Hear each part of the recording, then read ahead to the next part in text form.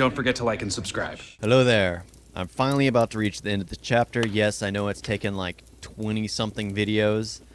Yeah, I started splitting them off into separate segments because I get tired of hearing my own voice, and I'm pretty sure if you're not invested in the story, then I guess that's saying a lot.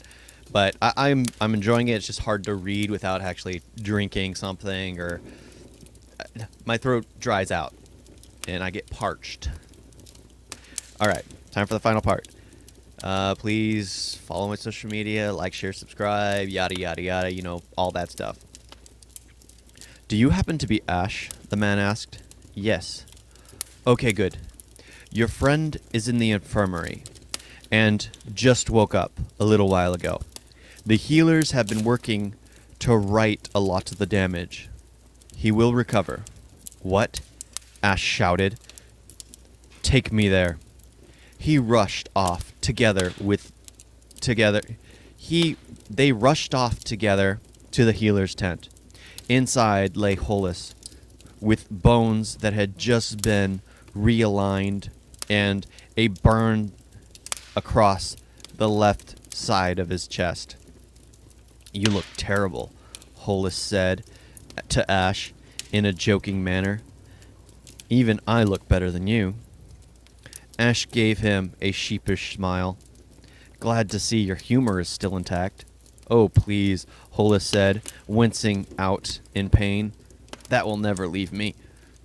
What happened? Oh, nothing. Tell me, Hollis. Hollis let out a heavy breath and winced with the pain it caused. It was last night. I went out because I was told I was called. But it was stupid of me to go out so late in the night. Hollis sighed. Your friend from the bar was there. He had gotten one of my regiment members to get me, and then he went on a long, pointless dialogue on how great and important he was. Hollis thought for a second. Actually, I don't know what he was talking about. I zoned out when he opened his mouth. He smiled at his own wittiness.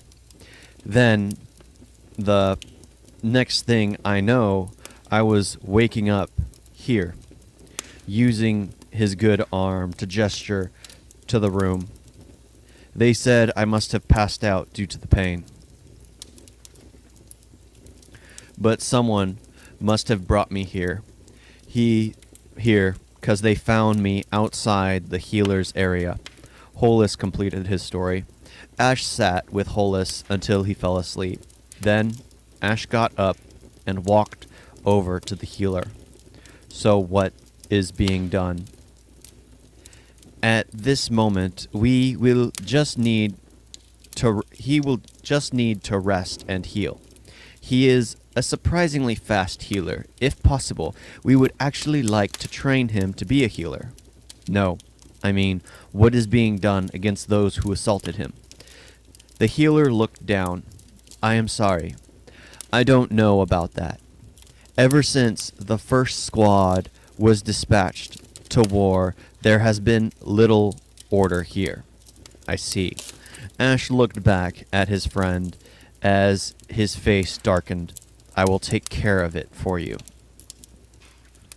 Ash remained with Hollis the whole night, then met up with Garrett and Peter as planned and told them about what had happened to Hollis.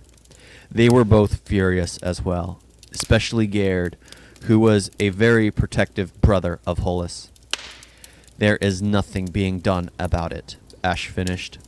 So, there is no order here, Peter said. I thought as much. Yeah, that is why they kept us outside and only let us in occasionally, because it is easier to keep an eye on us a bit at a time than at all hours of the day. I can just imagine that mayhem. So, when do we get them? Gerd jumped back to the crux of the matter. They found the group that had attacked them at the bar and followed them through the city. The young man would walk around throwing out orders, and the people would do whatever he asked. He finally got himself into an open area, and Ash walked in front of him. People began to disperse away from the scene as Gerd and Peter walked in to flank Ash. "Ready?" Ash said. The young man began to laugh. "You don't get it, do you?" he teased. "You can't touch me." He smiled, opening his arms wide. "My father is the ruler of you all." He began to laugh even more. "Well, we have already beaten you before," Ash said with a smile, looking straight at the young man. "If this is what he calls ruling, then he is no ruler." The young man stopped laughing, his face turning beet red. "How dare a peasant say such a thing? How dare a simpleton such as you use their father's name and position to make themselves feel big?" Ash quipped back. The man started to flare with anger. He hadn't even begun to cast a spell and his hands were already sending off sparks. He exploded toward Ash, throwing his hands forward, and instead of the usual attack of force, the big bolts of lightning shot out from his hands, lashing towards Ash. Ash threw up a shield in time to absorb the sudden impact, but the man began to chain his attacks together. Gerd and Peter jumped into the fray, targeting the regular troops as the casters began to surround Ash. He had never been in such a position before. He was surrounded, and all he had were his defenses. An idea suddenly occurred to him. "Yes, that should work. I will have to time it perfectly," he thought to himself. Ash continued to be struck, but he was wanting to get their casting rhythm down and to finish it off before the casters' attention was drawn to Peter and Gerd. Now Ash dropped his defenses, spinning in a circle, trying to grab the frozen bolts of lightning and sending them off at the other casters, who were not being attacked by his friends. Ash leaped out towards the young man.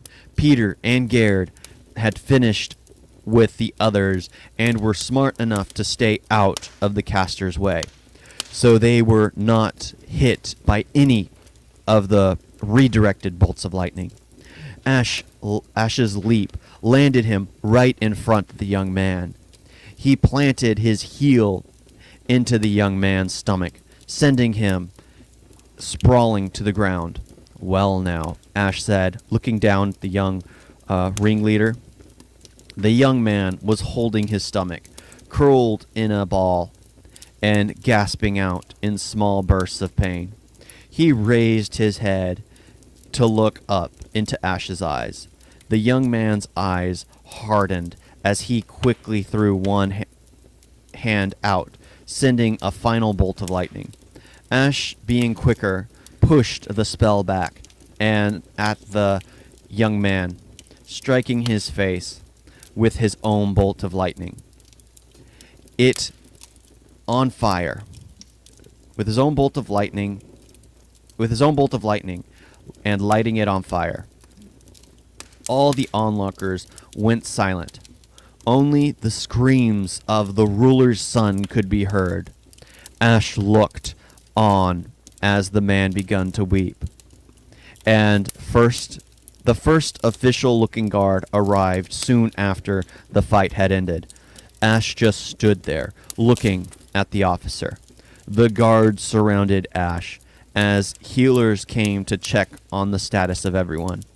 Raise your arms, the guards ordered, with spears held in the direction of Ash.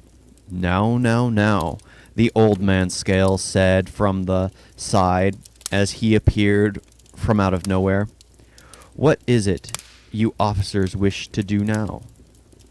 As soon as they looked at the old man, they grew a bit scared. He must stand trial for his crimes. "Well, what about his crimes?" Ash asked, pointing to the ruler's son. We don't know what you mean." "Oh, sure you do. Or are you just that bad at your jobs?" Skill raised his hand and begun to list off some offenses: violence, destruction of property, assault, abuse of power, and even to the point of nearly killing an apprentice of mine. He looked at Ash and his friends, then back at the guards, and continued, "I think this is all your fault for not doing your job. And that rulers," he said that word with distaste, "for not maintaining order. Now, Ash." Scale walked past the guards. "Let's go somewhere to train." Ash looked back and smiled at Garrett and Peter before following the old man out of the city. Alright, that's the end of Chapter 10. Finally, it took a while to get there, but I was actually enjoying it, getting more enthralled in the story. Thank you all for tuning in, listening, whatever. Please support me any way you can. Liking, sharing, subscribing, following my other social media, just voting me up, buying my work, anything you can do. Thank you all for watching. Toodles.